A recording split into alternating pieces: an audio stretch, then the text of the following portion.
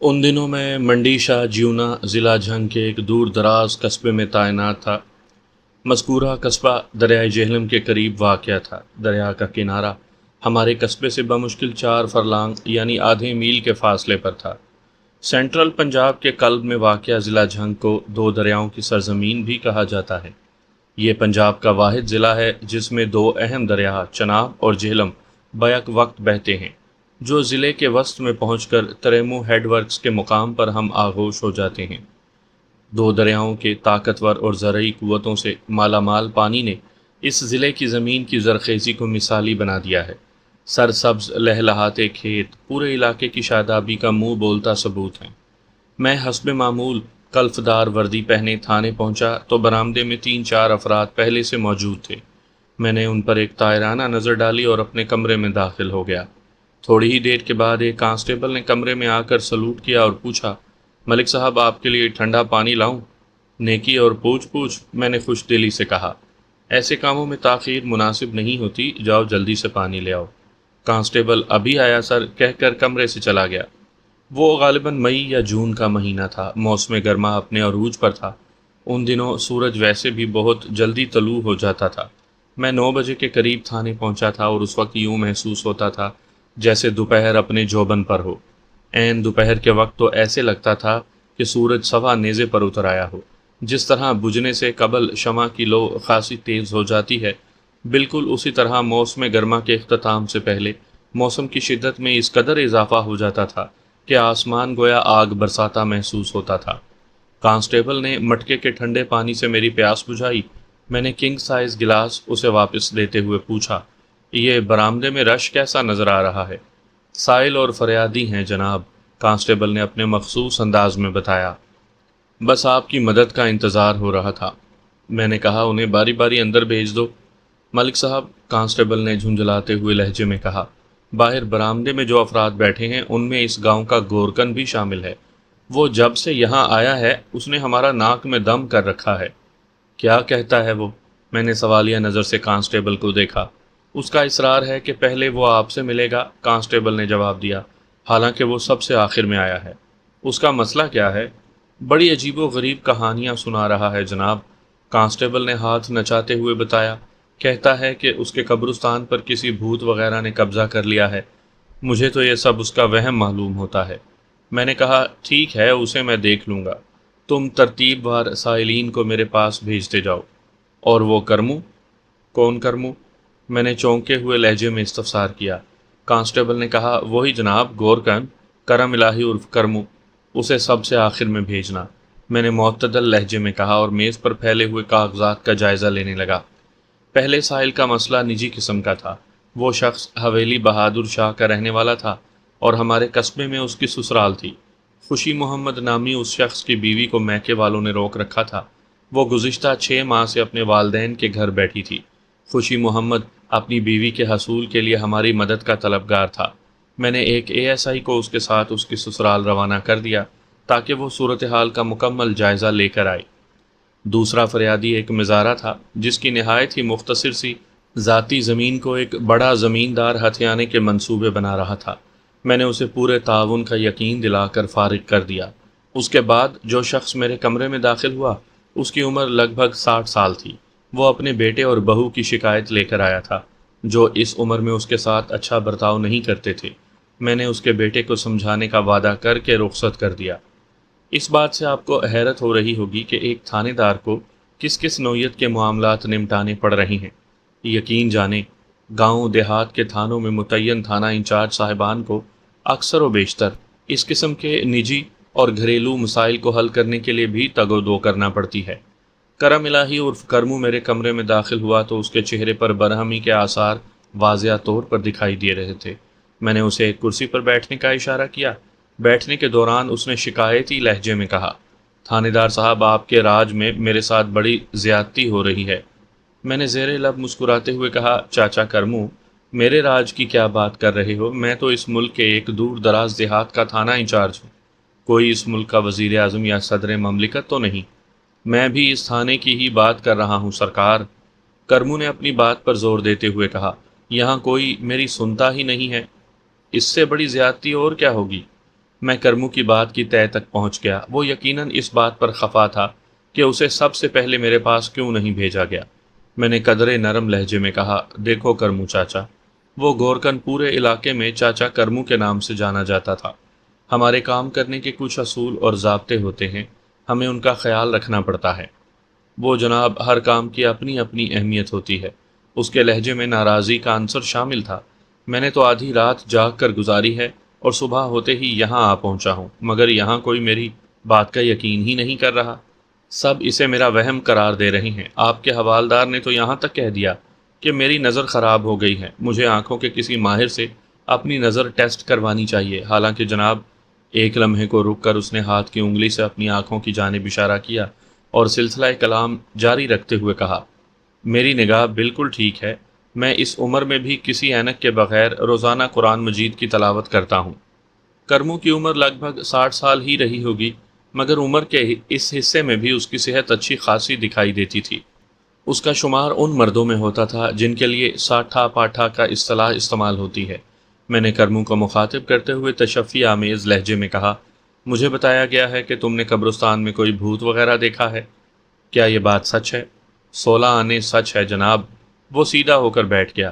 ممکن ہے وہ تمہارا کوئی وہم ہو؟ وہ اپنی ران پر ہاتھ مارتے ہوئے بولا، آپ کے تھانے کا عملہ بھی اسے وہم قرار دے رہا ہے، لیکن میں رب دی سونہ کھا کر کہتا ہوں کہ میں کسی وہم شہم میں ہرگز مبتلا نہیں ہوں۔ میں نے خود اپنی آنکھوں سے دیکھا ہے۔ اس نے اپنی آنکھوں کو چھوتے ہوئے کہا، تم نے اس بھوت کو کہاں دیکھا ہے؟ قبرستان کے مشرقی حصے میں، کرمو نے تیقن سے بتایا، وہ جس طرف دریا ہے اسی سمت میں۔ یہ کس وقت کی بات ہے؟ میں نے پوچھا۔ تقریباً آدھی رات کو۔ تم آدھی رات کو قبرستان میں کیا کر رہے تھے؟ وہ جناب، میں تو رہتا ہی قبرستان میں ہوں، وہ گڑبڑائے ہوئے لہجے میں بولا، میری رہائش ادھر ہی ہے سرکار۔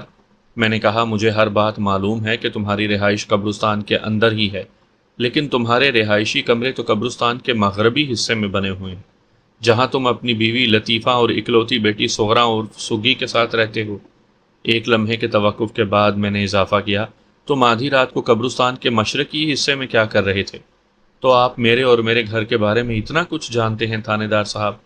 کرمو نے متعجب نظروں سے مجھے دیکھتے ہوئے کہا، حالانکہ آپ کو اس علاقے میں آئے ہوئے زیادہ عرصہ بھی نہیں ہوا۔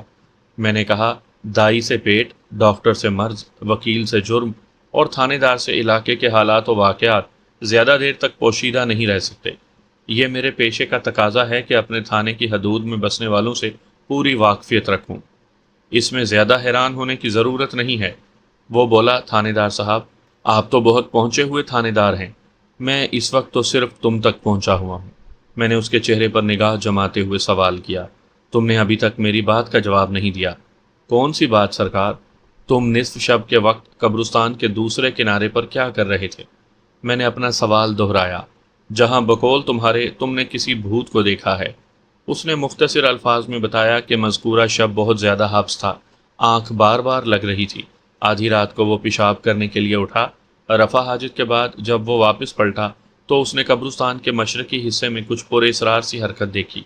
وہ چاند کی ابتدائی راتیں تھیں اور اس وقت چاند غروب ہونے والا تھا، اس لیے وہ واضح طور پر اس پر اسرار سرگرمی کو نہیں دیکھ پایا تھا۔ اس کے اندر کا متجسس انسان پوری طرح بیدار ہو چکا تھا، چنانچہ وہ صورتحال کی وضاحت کے لیے قبرستان کے مشرقی حصے کی جانب بڑھنے لگا۔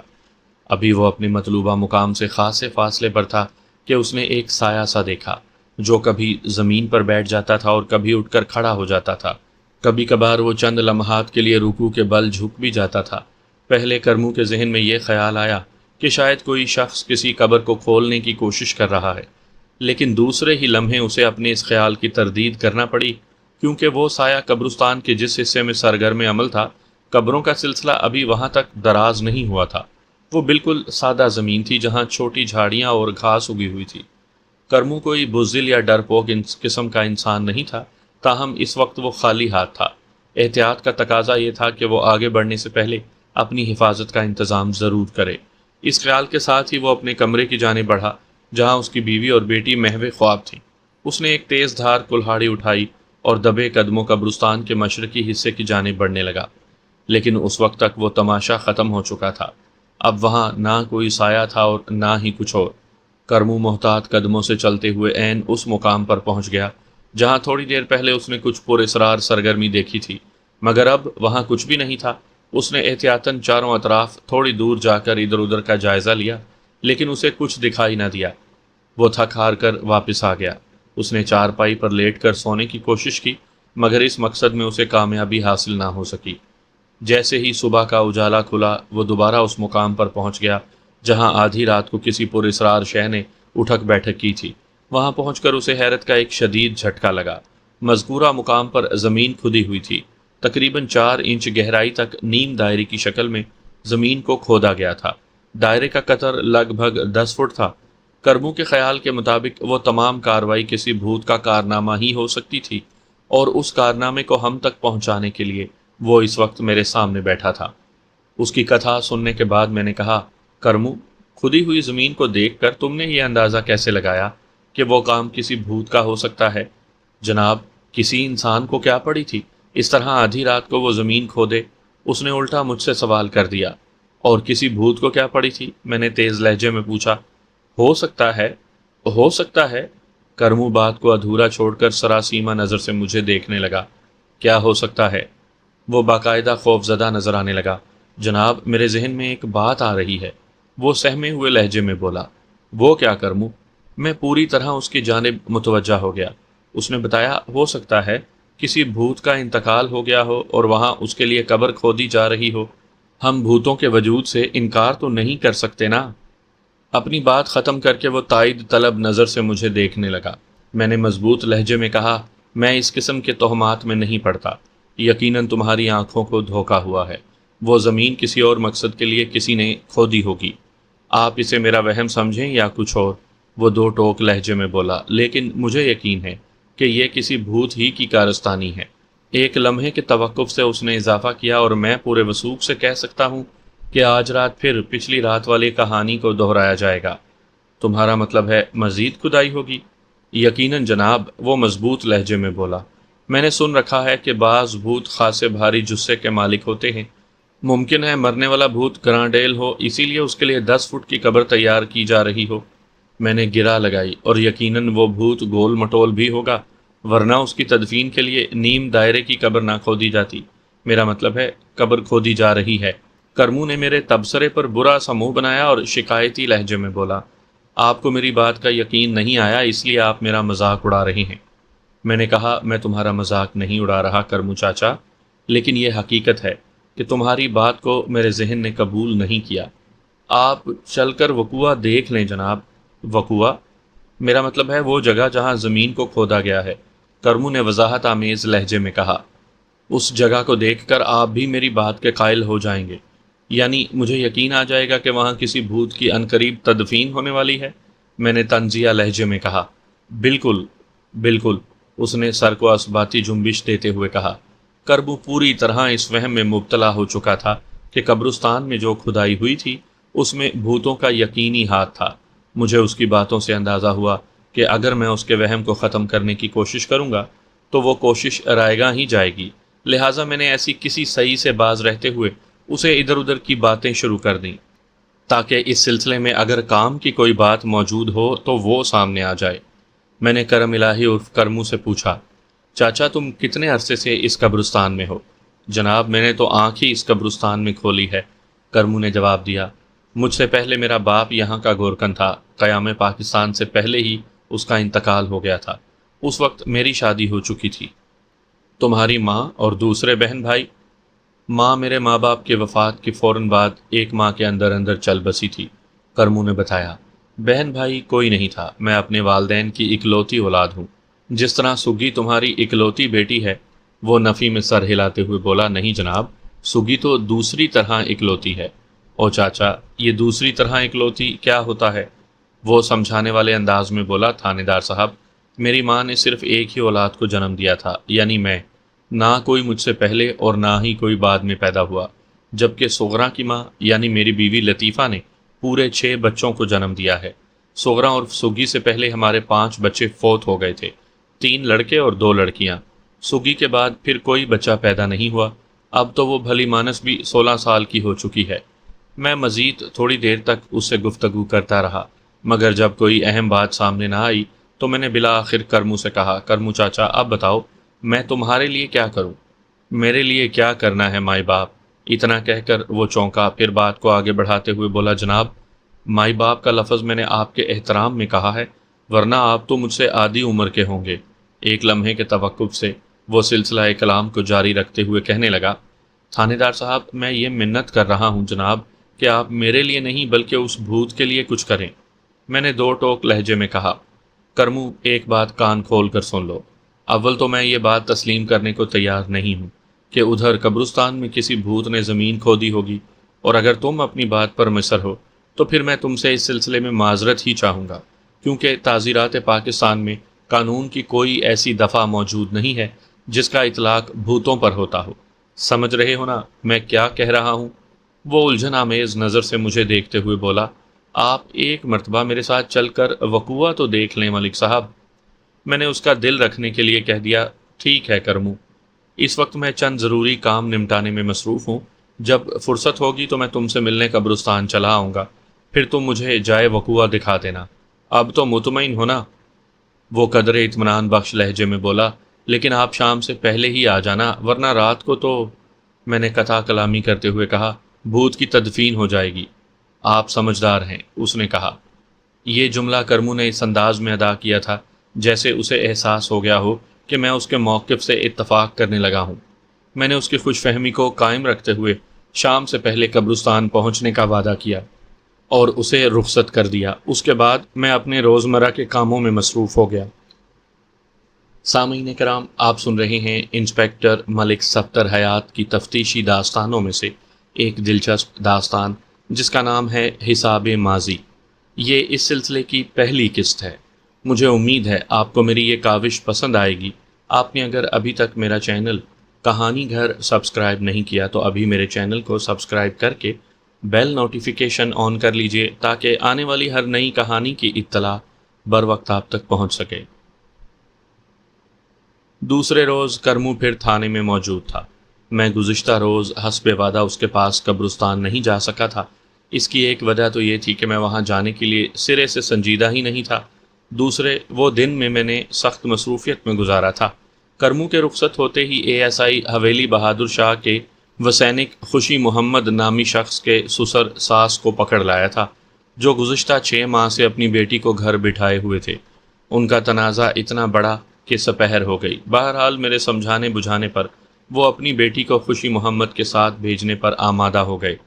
ان کو رخصت کیا ہی تھا کہ ایک بلوے کا کیس آ گیا، جس کو نمٹاتے ہوئے رات کے 9 بج گئے۔ اس تمام کارروائی کے دوران میں کرمو میرے ذہن سے محو ہو گیا تھا اور آج پھر وہ میرے سامنے بیٹھا ہوا تھا۔ جناب، آپ نے میری بات کا یقین نہیں کیا تھا نا؟ وہ شکایت آمیز ناراضی سے بولا۔ اب معاملہ بہت آگے بڑھ گیا ہے۔ کیوں، کیا ہو گیا؟ میں نے استفسار کیا۔ کرمو نے بتایا، بھوت آج رات بھی آیا تھا۔ کیا کہہ رہے ہو چاچا؟ میں سچ کہہ رہا ہوں۔ مجھے اس کی بات سن کر ہنسی آ گئی۔ میں نے پوچھا، اور مردہ بھوت کی تدفین ہو گئی؟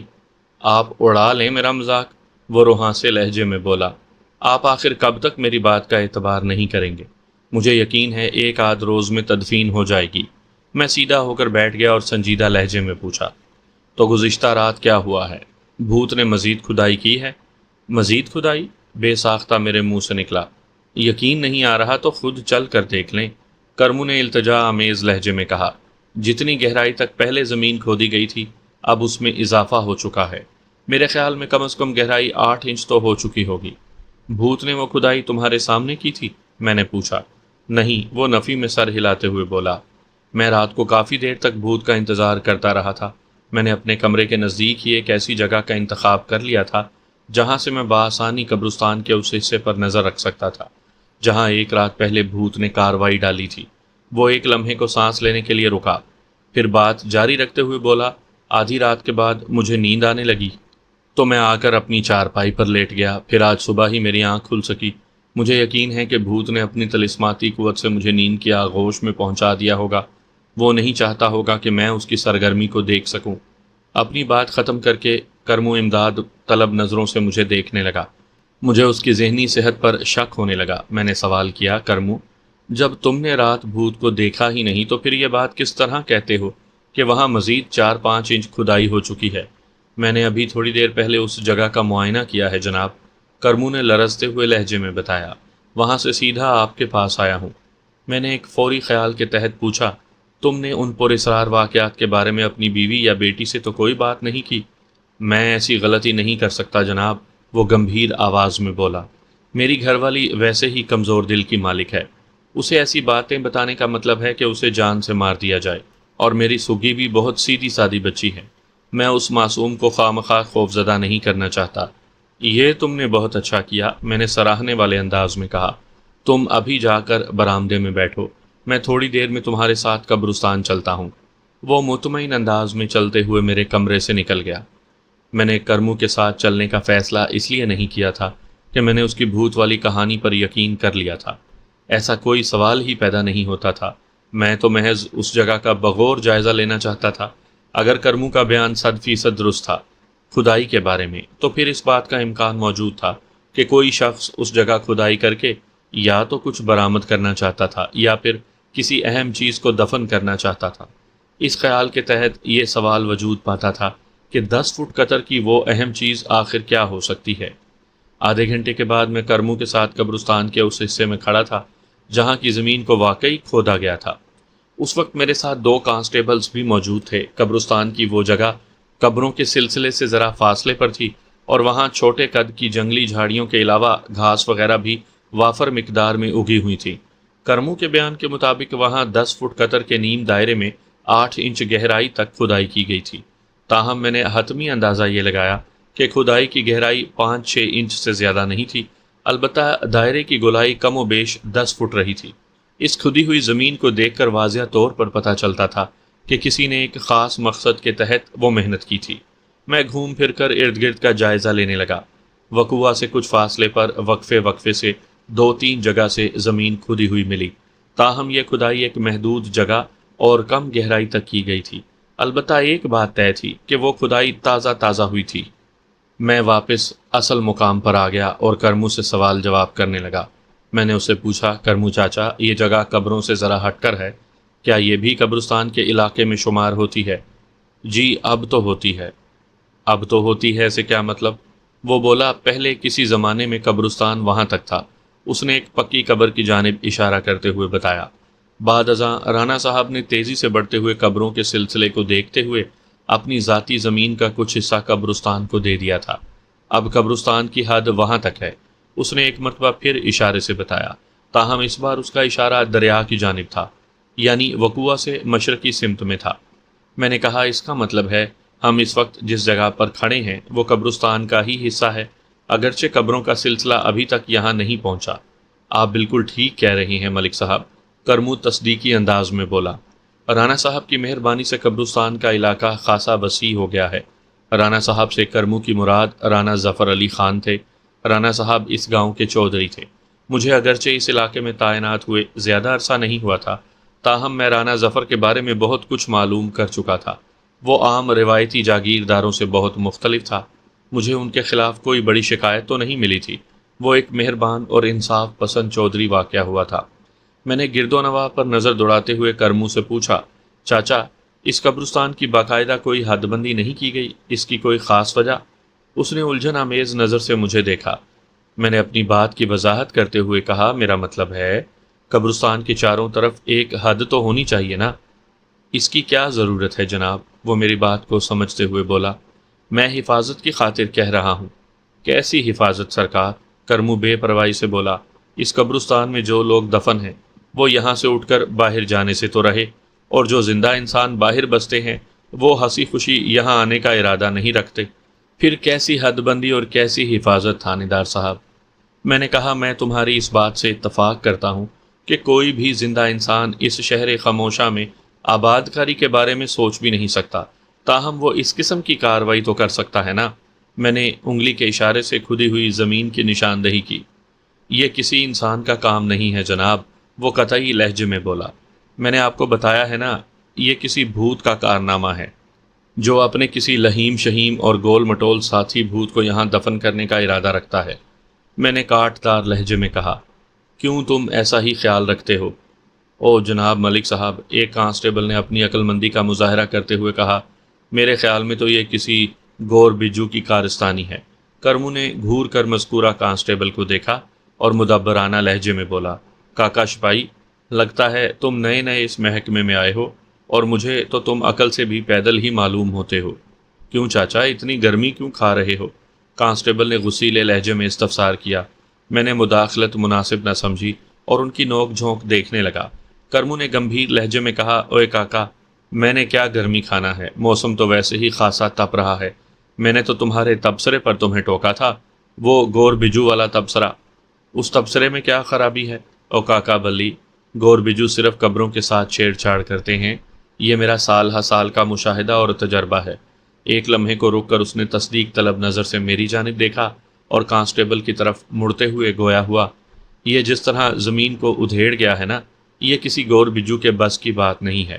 کانسٹیبل نے کچھ کہنے کے لیے منہ کھولنا چاہا تو میں نے ہاتھ کے اشارے سے اسے منع کر دیا اور پھر خود کہا، چاچا کرمو بالکل ٹھیک کہہ رہا ہے جوان۔ کرمو نے مجھے مخاطب کرتے ہوئے پوچھا، اب آپ کا کیا ارادہ ہے ملک صاحب؟ میں نے کچھ سوچتے ہوئے کہا، میرا خیال ہے میں یہاں چند ہوشیار قسم کے پولیس اہلکاروں کی ڈیوٹی لگا دیتا ہوں جو وقفے وقفے سے پہرا دیں گے۔ رات بھر تمہارے قبرستان کی نگرانی ہوتی رہے گی تو ممکن ہے وہ کھدائی کرنے والا شخص پکڑ میں آ جائے۔ شخص نہیں جناب، بھوت کہیں، وہ پراسرار لہجے میں بولا۔ میں نے کہا، ٹھیک ہے کرمو، جب تک میں اس پراسرار شخص کا سراغ نہیں لگا لیتا اس وقت تک میں بھی تمہاری طرح اسے بھوت ہی کہوں گا۔ اب تو تم خوش ہونا جناب، کیا واقعی آپ کو میری بات کا یقین آ گیا ہے؟ کرمو نے امید افزا نظر سے مجھے دیکھا۔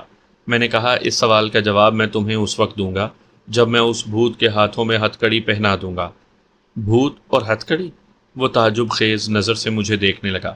میں نے قبرستان سے باہر نکلتے ہوئے کہا، تم بے فکر رہو، میرے آدمی آج رات سے اس مقام کی خفیہ نگرانی شروع کر دیں گے۔ کرمو نے ہمیں قبرستان سے باہر چھوڑا، پھر واپس چلا گیا۔ میں نے اسی روز 4 چاق و چوبند قسم کے کانسٹیبلز کو اپنے کمرے میں بلایا، انہیں موجودہ صورتحال سے آگاہ کیا، پھر انہیں تفصیلاً سمجھایا کہ وہ کس طرح رات کو باری باری قبرستان کے ایک مخصوص حصے کی نگرانی کریں گے۔ پوری بات سننے کے بعد ایک کانسٹیبل نے کہا، سر جی، آپ کو یقین ہے نا یہ کوئی بھوت شوت کا چکر نہیں؟ اس کے لہجے میں پوشیدہ خوف کو میں نے محسوس کر لیا تھا۔ میں نے مذکورہ کانسٹیبل کی آنکھوں میں دیکھتے ہوئے کہا، اسلم، اب تم اس مشن میں شامل نہیں ہو۔ ملک صاحب، میں نے تو اپنی معلومات کے لیے، اس نے وضاحت کرنا چاہی لیکن میں نے ہاتھ کے اشارے سے اسے مزید بولنے سے منع کر دیا۔ پھر کانسٹیبل بہادر علی کی جانب دیکھتے ہوئے کہا، بہادر علی، تم اس مختصر سی پارٹی کے لیڈر ہوگے، اسلم کی جگہ تم جسے چاہو اپنے گروپ میں شامل کر لو، میں تمہیں اس کا پورا اختیار دیتا ہوں۔ مجھے رزلٹ چاہیے، بہت جلد کوئی نتیجہ برآمد ہونا چاہیے، میری بات سمجھ رہے ہو نا؟ یس سر، بہادر علی نے پر اعتماد لہجے میں کہا۔ ٹھیک ہے، اب تم جا سکتے ہو، میں نے تحکمانہ انداز میں کہا۔ نگرانی کا کام آج رات ہی سے شروع ہو جانا چاہیے۔ بہادر علی نے مجھے سلوٹ مارتے ہوئے کہا، اوکے سر۔ میں نے اسلم نامی کانسٹیبل کو مخاطب کرتے ہوئے کہا، تمہارے جیسے بزدل افراد پولیس ڈپارٹمنٹ میں نہیں چل سکتے، بہتر ہوگا کہ چوڑیاں پہن کر گھر میں بیٹھ جاؤ۔ اسلم نے کچھ کہنے کے لیے منہ کھولنا چاہا لیکن میں نے اسے موقع نہیں دیا اور روبدار لہجے میں کہا، کسی وضاحت کی ضرورت نہیں ہے، میں پہلے بھی تمہارے چند قابل تعریف واقعات سن چکا ہوں۔ اس کا منہ لٹک گیا۔ میں نے اسے وہاں سے جانے کا حکم سنا دیا۔ وہ یس سر کہتے ہوئے میرے کمرے سے نکل گیا۔ یہ سچ تھا کہ یہاں پہنچتے ہی اسلم کی بزدلی کے 2-4 قصے مجھے سننے کو ملے تھے۔ میں ان واقعات کی تصدیق بھی کرنا چاہتا تھا، اسی لیے میں نے خصوصاً اسلم کو اس ٹیم میں رکھا تھا اور بریفنگ دیتے ہوئے میں نے بھوت کے منظر کو بڑھا چڑھا کر پینٹ کیا تھا اور میں اپنے مقصد میں کامیاب رہا تھا۔ اسلم کی بزدلی کھل کر سامنے آ گئی تھی۔ اسی رات سے قبرستان کی نگرانی شروع ہو گئی۔ میں نے کرمو کو خاص طور پر ہدایت کر دی تھی کہ وہ اس بارے میں اپنی بیوی اور بیٹی سے کوئی بات نہ کرے۔ اس نے مجھے یقین دلایا کہ وہ اس سلسلے میں محتاط رہے گا۔ 2 رات کی مسلسل نگرانی نتیجہ خیز ثابت نہ ہوئی۔ کوئی بھوت نما انسان یا انسان نما بھوت تو کیا، ایک بلی کا بچہ تک قبرستان کے اس حصے کی طرف نہیں پھٹکا تھا۔ تیسری رات میں آخری پہر اچانک بارش شروع ہو گئی جس کی وجہ سے نگرانی کا سلسلہ ترک کرنا پڑا۔ ویسے بھی ابھی تک کوئی اہم بات یا سراغ ہاتھ نہیں لگ سکا تھا۔ اگلی صبح میں نے قبرستان جا کر موقع کا معائنہ کیا۔ بارش کی وجہ سے کھدی ہوئی زمین میں اچھی خاصی کیچڑ ہو گئی تھی۔ میں نے کرمو کو تاکید کر دی کہ وہ اس مٹی کو برابر کر دے اور اس قصے کو فراموش کر کے اپنی روزمرہ کی مصروفیات میں لگ جائے۔ لیکن ملک صاحب، وہ بھوت، اتنا کہہ کر وہ خاموش ہو گیا۔ اس کی سوئی ایک ہی مقام پر اٹکی ہوئی تھی۔ میں نے قدرے سخت لہجے میں کہا، دیکھ کرمو، اس بھوت وغیرہ کو اپنے ذہن سے جھٹک دو۔ میں نے تمہاری تسلی کے لیے ہر قسم کی تفتیش کر کے دیکھ لی ہے، لیکن کوئی مثبت نتیجہ سامنے نہیں آیا۔ تمہارے تمام قیاسات غلط ثابت ہوئے ہیں۔ ہمارا وقت اتنا فالتو نہیں ہے کہ اس قسم کے معاملات میں الجھے رہیں۔ اب تم ہمیں پریشان کرنے نہ آنا۔ تمہارا وہ بھوت جس نے کھدائی کی، اپنے مردہ ساتھی بھوت کو کہیں اور دفن کرنے چلا گیا ہے۔ تم اس کے جنازے اور تدفین کے بارے میں سوچ کر خود کو ہلکان نہ کرو۔ آئی سمجھ میں بات؟ کرمو کے چہرے پر ایسے تاثرات نمودار ہوئے جیسے اسے میرے خیالات سے اتفاق نہ ہو، تاہم کچھ کہنے کے بجائے وہ خاموش ہی رہا۔ میں تیز قدموں سے چلتے ہوئے قبرستان سے تھانے کی جانب روانہ ہو گیا۔